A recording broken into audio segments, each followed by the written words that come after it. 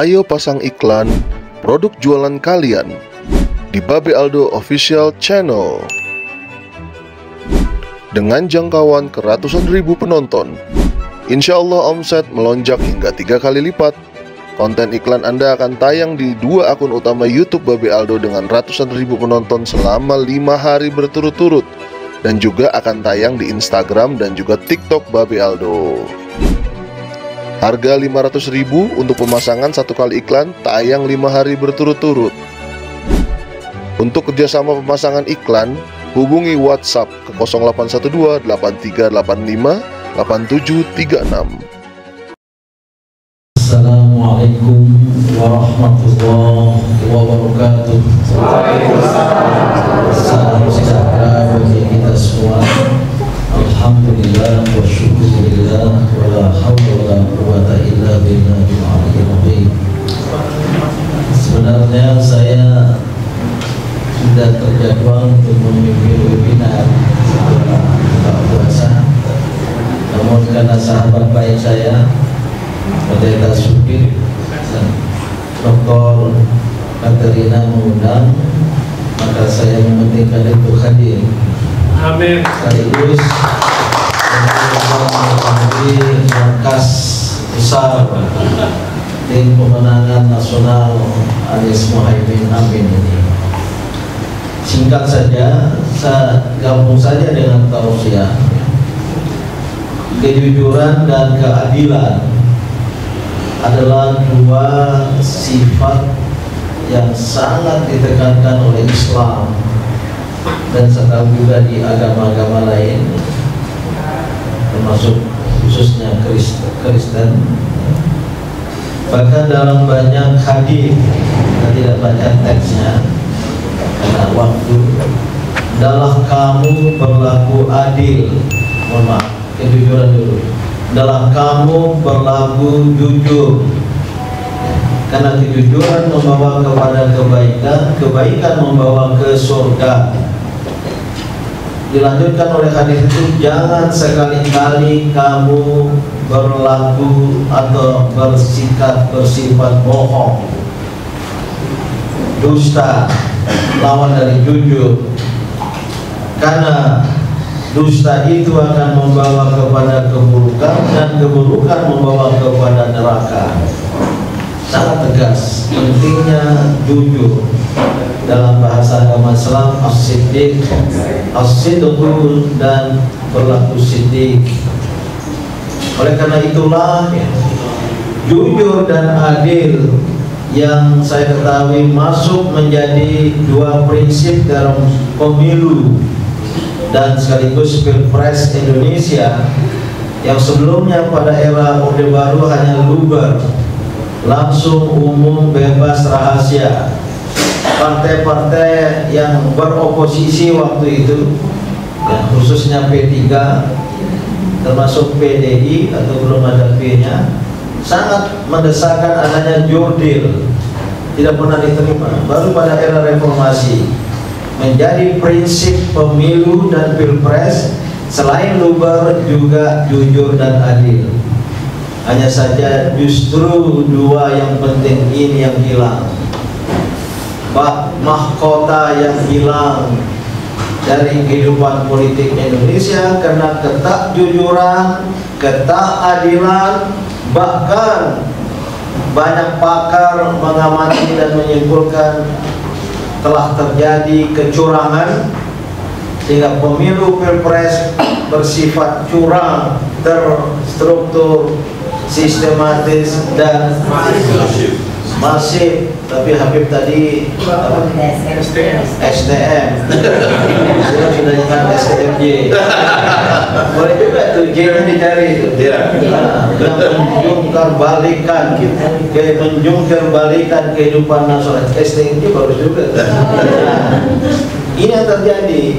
Bahkan saya berpendapat dan banyak kawan pakar, telah terjadi kejahatan terhadap rakyat, terhadap hak-hak rakyat yang dirampas.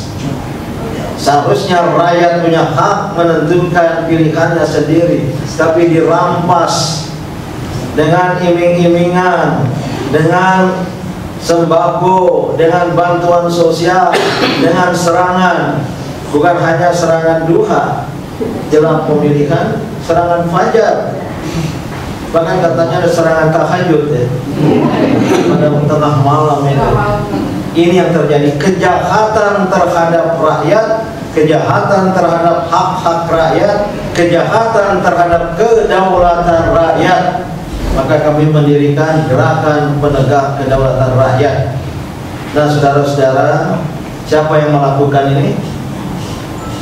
Yang melakukan kejahatan ini siapa? Kok gak jelas ya?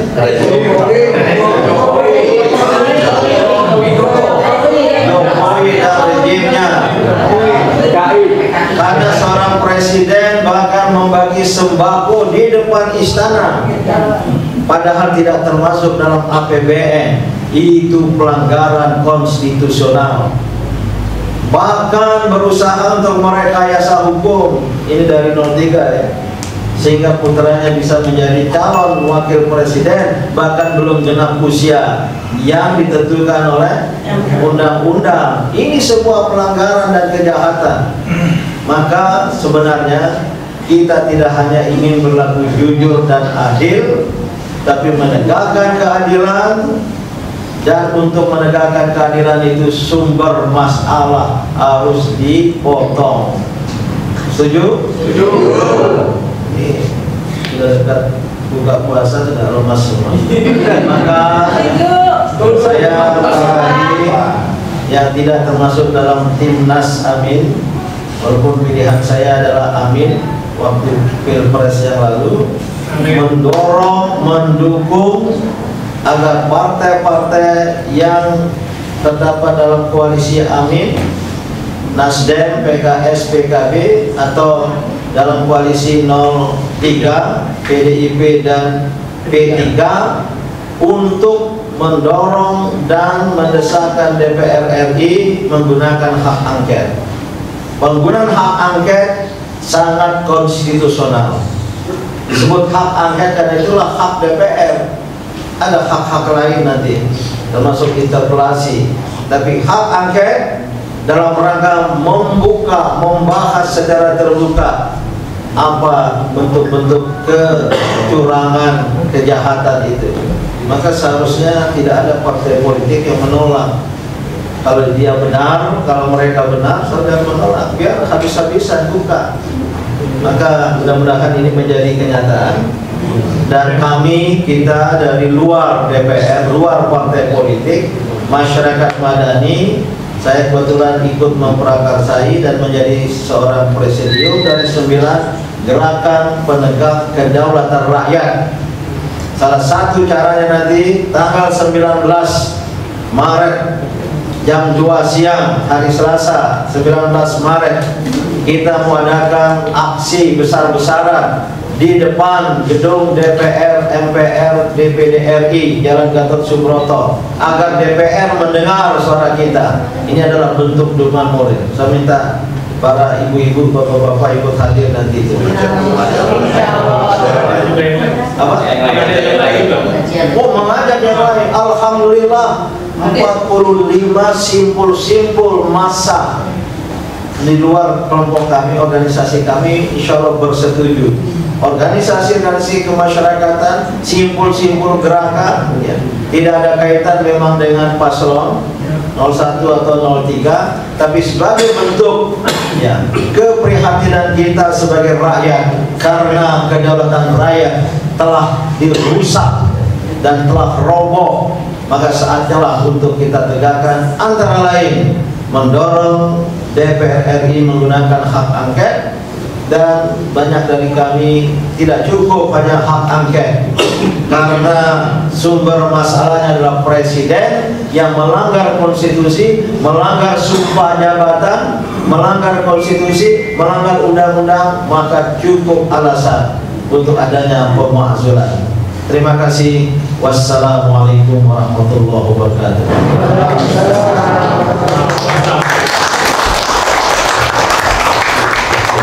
Terima kasih Pak Din. Pokok pikiran yang merupakan rangkaian. Maaf, itu. Oh, apa-apa. Karena digabung dengan tausiah. Ya. Baik. Jadi Bapak Ibu, kita masih ada waktu untuk sebelum kita berbuka. Saya langsung saja buka ruang dialog. Bapak Ibu yang ingin bertanya ataupun mungkin menyampaikan pemikiran. Ada mic satu lagi? Ada. Ya. Ya, silakan. Angkat tangan. 1, 2, 3. Ya. Interview pertama 3 orang dulu ya. Nanti interview berikut yang berikutnya. Ya, saya Edi dari Rakyat Merdeka. Saya setuju dengan pendapat Pak Adin bahwa APD ini perlu disuarakan. Cuma permasalahannya kayak semacam maju mundur nih Adin, ya kan? Karena partai-partai yang di 01 atau di 03 masih ada yang menjabat di pemerintahan Pak Jokowi. Nah, ada yang mengusulkan kalau biar lebih tegas, menteri-menteri tersebut mundur saja keluar dari pemerintahan agar lebih tegas. Karena ada yang mengatakan bahwa jangan-jangan ini hak angket ini hanya sebagai alat bargaining, karena mereka masih ada di dalam pemerintah Pak Jokowi. Kalau memang tegas, keluar saja mereka. Seperti menteri dari Nasdem, mungkin menteri dari PDIP itu keluar aja, dari P3 juga keluar. Artinya agar mempertegas itu Bang, serius gitu angket ini. Jangan sampai masalahnya menteri yang masih bekerja dengan Pak Jokowi tapi kok ingin mengkritik pemerintahan Pak Jokowi. Jadi kan nggak ada semacam sesuatu yang mengganjal gitu Pak. Terima kasih. Baik, terima kasih. Tadi siapa? Edi ya, dari Rakyat Merdeka. Oke, kita tadi sudah tangkap itu dan kita semua sudah tangkap. Silakan, ada Ibu. Ada Ibu.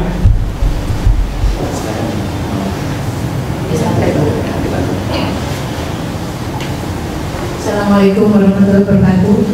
Saya Bu Rizky dari kelompok relawan PKS Cipayung. Pak Din, mohon kami ingin menyampaikan untuk acara aksi atau demo yang mungkin direncanakan, saran dari kami ya, mohon kita demonya itu jangan sampai seperti yang kemarin-kemarin hanya dimomong oleh polisi. Kita demo berhari-hari demo, tapi tidak ada aksi apa-apa dan kesannya kita dimomong seperti polisi hanya ngomong. Dan setelah itu setelah malam pulang. Boleh saya sharing, waktu itu saya pernah demo serikat pekerja Pak. Jadi serikat pekerja Bekasi itu waktu itu menduduki jalan tol. Jalan tol di Bekasi itu diduduki berhari-hari, nginep dan tidur di situ dan dikoordinir yang ibu-ibu menyediain air dari rumah, menyediakan dana dan sebagainya. Yang anak-anak muda tidur di situ berhari-hari sampai dikabulkan permintaannya. Jadi jangan sampai kayak kemarin-kemarin Pak, kalau kami lihat hanya demo datang malam pulang. Itu cuma dimomong aja Pak sama polisi. Kayak gitu. Jadi mohon nanti dikoordinir dengan baik. Kalau bisa duduki terus berhari-hari, ada yang bagian tidur di situ, ada yang bagian memberikan makan. Dari kemarin dulu saya pernah jadi demo di serikat pekerja ya Pak. Dan akhirnya tuntutan kami waktu itu Undang-Undang 13 dikabulkan oleh pemerintah karena itu terkoordinir. Yang tidur di jalan tol itu terus bergantian, yang anak-anak muda, yang ibu-ibu menyediakan makan, menyediakan minum, urunan, uangnya kita kumpulin kayak gitu, terkoordinir Pak. Tapi terus nggak jangan pergi-pergi sampai dikabulkan itu permintaan. Jadi tidak dimomong sama polisi, nggak kayak kemarin tuh hanya dimomong aja Pak. Baik. Itu aja Pak.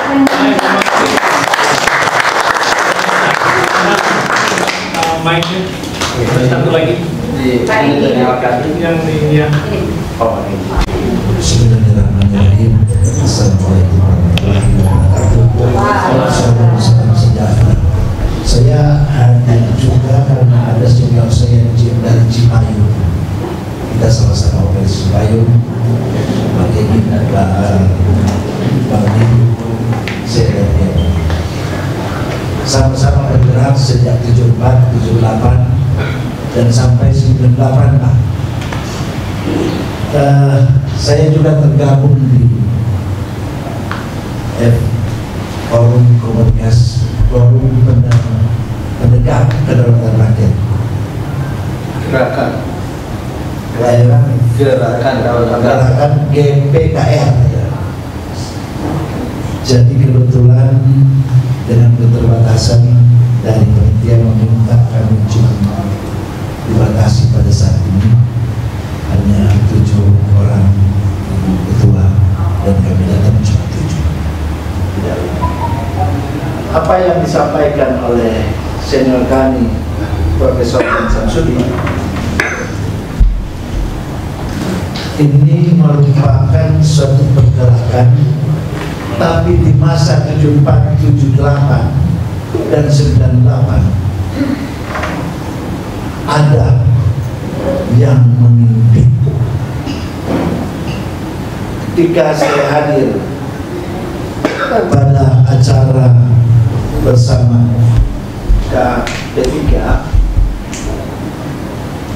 saya lihat banyak jenderal berapi-api, tapi masih kalah Pak berapi-apinya dengan kita di 74, 78. Karena pada 66 setelah Arif Rahman Hakim meninggal, itu kunci jatuhnya Bung Karno. Dan 98 ketika ada yang meninggal dari Trisakti, itu kuncinya jatuh Pak Harto. Tapi ada pemimpinnya. Sama ketika kita masih berbicara siapa pemimpinnya hari besok yang nanti 18, 19, 20. tidak hanya sekedar omong-omong, turun maju. Saya mimpin Pak 158. Ini saya sama Pak, masih alumni GMI full, alumni UI Garuda Merah Putih,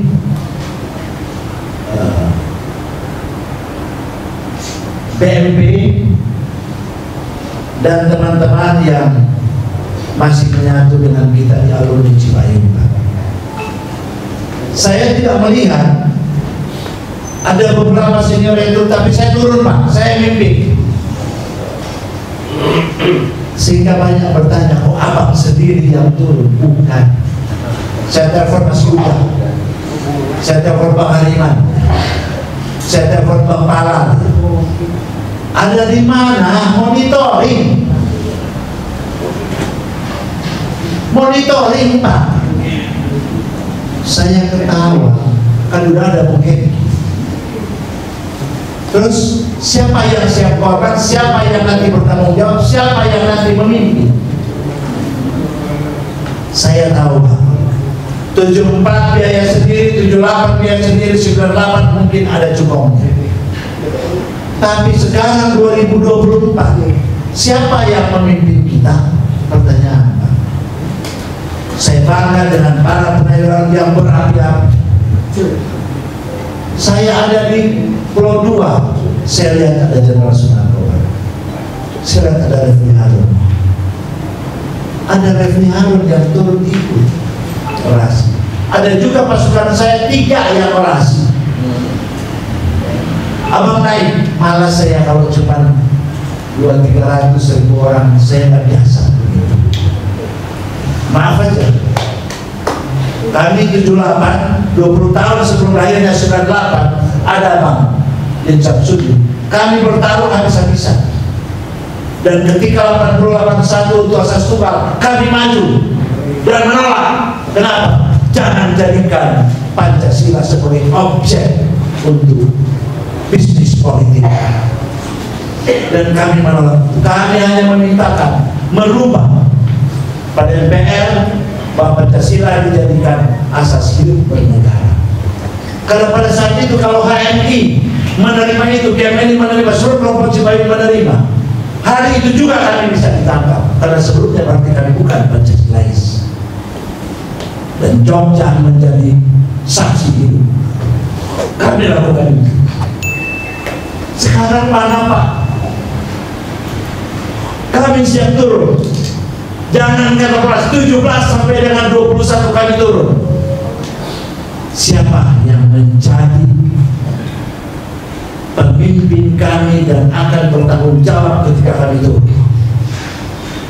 Karena ketika didor, ketika ada yang pingsan, ketika ada yang mati, mana para senior? Mampukah saya sendiri? Saya mohon bantuan kami UI kemarin untuk mempersiapkan ambulans. Dan sampai saat ini saya juga masih hadir di sini. Artinya kami tidak perlu berlalu, tapi kami didorong dan pimpin kami untuk berbuah. Betul, yes. Ada dari KBUI yang hadir, ada juga dari mahasiswa pelajar Pak. Cuman saya bawa link-linknya aja, karena kami cuma dibatasi itu. Saya kira begitu yang barangkali ini sebagai masukan siapa yang memimpinkan, itu aja Pak. Terima kasih. Terima kasih.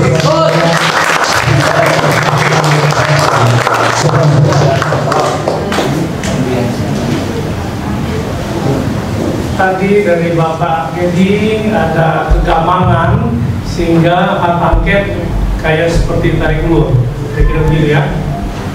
Pertama, yang kedua, Ibu tadi kenapa itu istilahnya kick and run, jadi pukul lari gitu ya, ngomongin oleh polisi, maunya terus menerus, kira-kira begitu. Itu inti dari pertanyaan.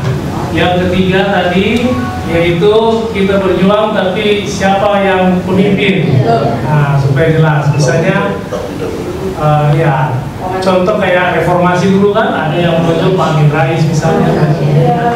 Nah ini kali siapa, dan sebelumnya ada juga pemimpin. Ya siapa tahu yang kali ini adalah rohaniawan yang memimpin, yaitu Pak Din Samsudin salah satu misalnya.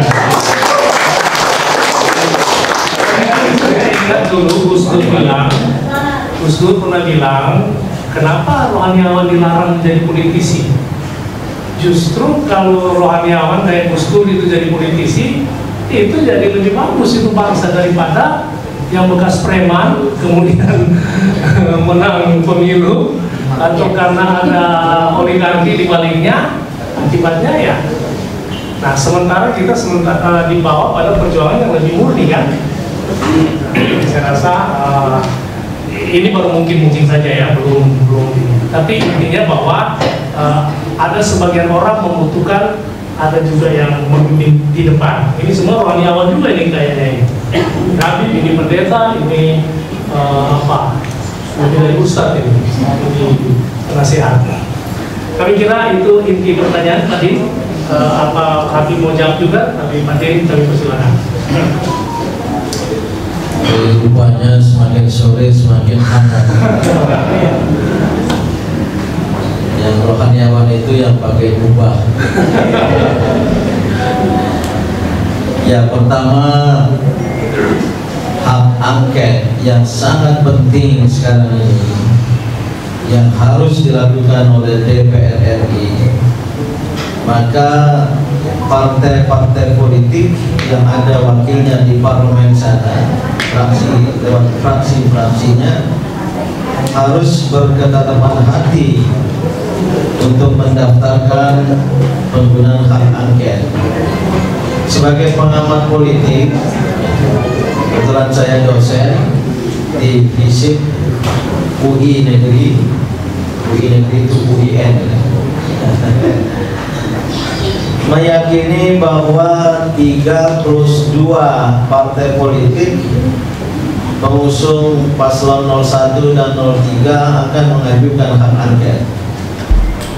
GPKR sudah diterima oleh DPP PKS langsung oleh Presiden PKS Pak Syaihu, berketetapan hati bahkan sudah memulai kalau tidak salah pada tanggal 5 yang lalu. Nah partai-partai lain saya mendengar akan menunggu pengumuman hasil pemilu dulu yang menurut jadwal pada tanggal 20. Oleh karena itu kepada kita semua rakyat Indonesia, apapun paslonnya kemarin, mari secara moral kita mendukung partai-partai politik untuk menggunakan hak angket, dan inilah cara jalan supaya kontroversi tentang kecurangan ini dapat diselesaikan. Dan sekali lagi saya balik bertanya, jika merasa diri benar, mengapa takut untuk menggunakan hak angket? Nah, yang kedua, memang aksi-aksi selama ini sudah dekat waktunya ya. Belum. Ibu yang sudah ikut terlibat dalam aksi-aksi yang lalu, jangan merasa kecewa dan apalagi kehilangan asa. Kalau begitu lagi saya nggak mau ikut. Itu namanya putus asa yang dilarang oleh agama. Anggaplah aksi-aksi kemarin tanggal 1, 2, 3, 4, 5 hari ini nggak ada ya? Atau kapan lagi? Ada. Setiap hari. Tiada hari tanpa aksi. Anggaplah sebagai latihan atau sebagai prakondisi, pre-conditioning. Karena yang dijelaskan oleh Pak Hengki tadi ya, Pak Hengki saya mungkin lebih muda dari Bapak. Hanya saya sudah pindah dari dunia hitam ke dunia putih.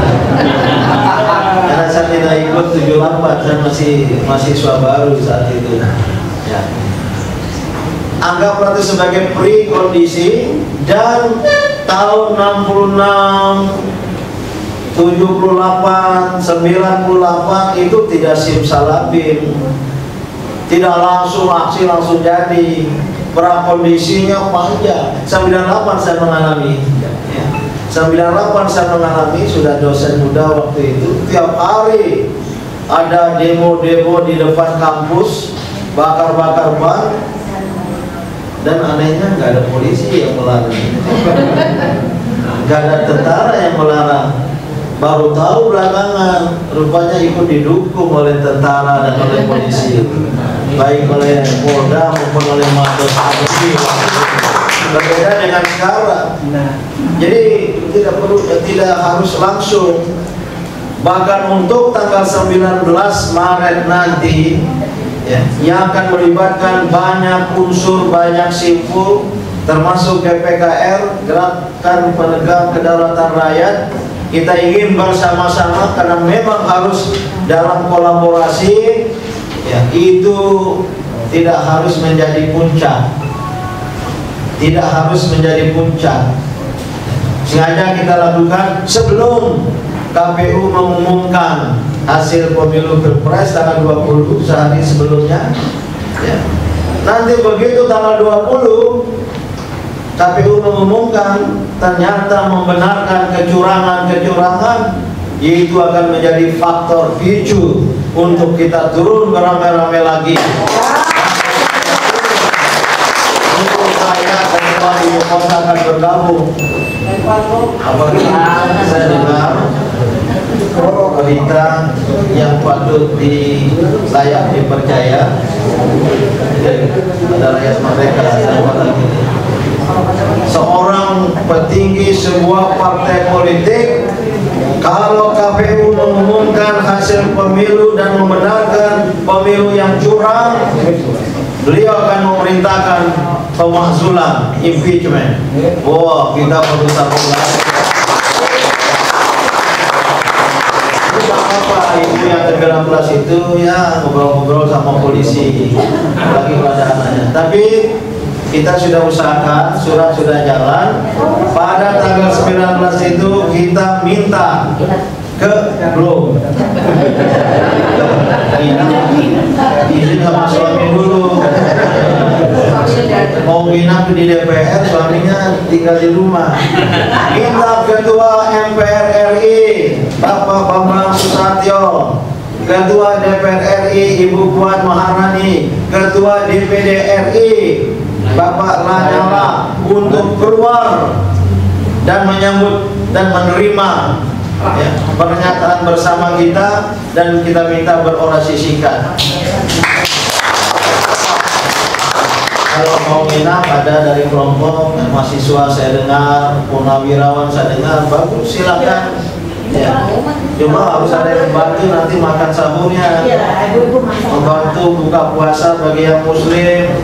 Tapi juga harus ada yang membuka pintu DPR. Kalau dulu dibuka, mohon maaf, saya mengetahui, saya di sebuah partai politik, wakil ketua fraksi saya di MPR waktu itu, ada yang buka jalan sehingga lancar jalannya, dan harus minimal waktu itu 7.000 mahasiswa menginap. Kalau hanya 200-300 udah diusir oleh petugas keamanan gedung MPR, DPR, DPD RI itu.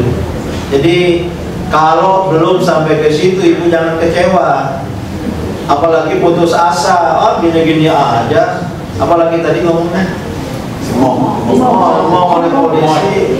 Perjuangan berjangka panjang, perjuangan berjangka panjang.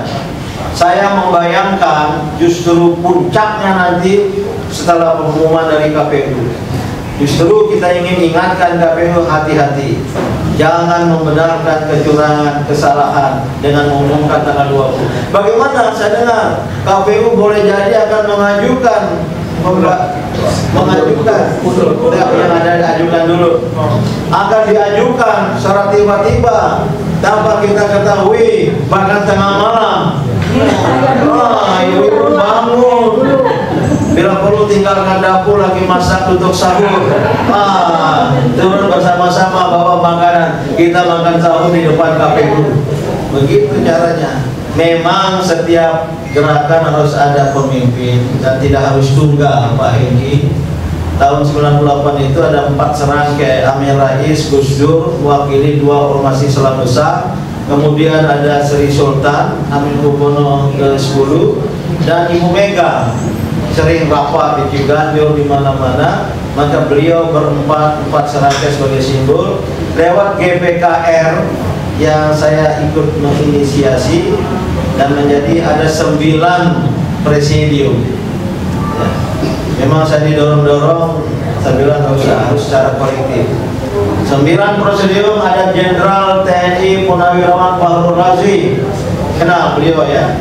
Kemudian ada Komjen Komisaris Jenderal Polisi Purnawirawan Ugroseno, mantan Wakapolri. Ada Pak Abdullah Mahwa, ada Pak Prof Didin Damanguri, ada Prof Rahmat Wahab, ya, tokoh NU dari Yogyakarta, ada Dr. Sabriati Aziz, selain saya sendiri. Itulah presidium, dan kami sering rapat. Insya Allah kami kompak, ini akan lebih kuat. Itulah mungkin pemimpin, walaupun ya, kami dari GPKR, Gerakan Penegak Kebenaran, tidak berpretensi, istilahnya apa bahasa Indonesia, tidak bermaksud kamilah yang akan memimpin, karena banyak kelompok-kelompok lain bahkan yang sudah lebih duluan ya sering demo. Segera akan kita lakukan kerjasama. Dalam 1-2 hari ini akan ada pertemuan simpul-simpul itu, nggak usah saya sebut di mana dan kapan, nanti internya datang. Insya Allah itu saya prakarsai, saya undang. Tercatat 43 simpul hanya di Jabodetabek. Pada tanggal 19 GPKR daerah-daerah yang sudah terbentuk di Jawa Timur, di Solo, Yogyakarta, Semarang, Bandung, Jakarta, Medan, Riau, Jambi, tadi Jawa Timur sudah saya sebut, dan NTB. Ini sudah terbentuk GPKR. Semangatnya mereka akan mengadakan aksi simultan di tempatnya masing-masing. Jadi yang Jawa Barat gimana, kami nggak usah di Bandung, kami di Jakarta saja, sudah di Bandung dulu, di Bandung dulu, nanti kapan-kapan ini. Bahkan tadi pagi saya dalam mengikuti webinar sebagai presiden GPKR, dengan alhamdulillah sudah terbentuk GPKR di 22 negara. 22 negara. Dalam negeri GPKR poros buruh, GPKR poros yang semangat ini emak-emak kan ini. Poros milenial sudah juga terbentuk. Insya Allah saya optimis di luar negeri mulai bergerak. Ya, webinar tadi pagi, apa Pak Din yang perlu kami lakukan? bilang sebarkan berita ini, bila perlu kirimi surat ke PBB, ke Gedung Putih, termasuk di London, di Canberra, dan di berbagai negara. Alhamdulillah terbentuk dari warga negara Indonesia yang cinta kejujuran dan keadilan seperti kita semua. Inilah yang akan kita lakukan, dan marilah khususnya umat Islam yang berpuasa pada bulan Ramadan ini tetap optimis. Perjuangan tidak boleh pesimis. Perjuangan harus tetap optimis. Dalam bahasa Inggris, we are at the point of no return. Ikuti saya. We are at the point of no return. Kita berada pada titik, tidak ada titik kembali.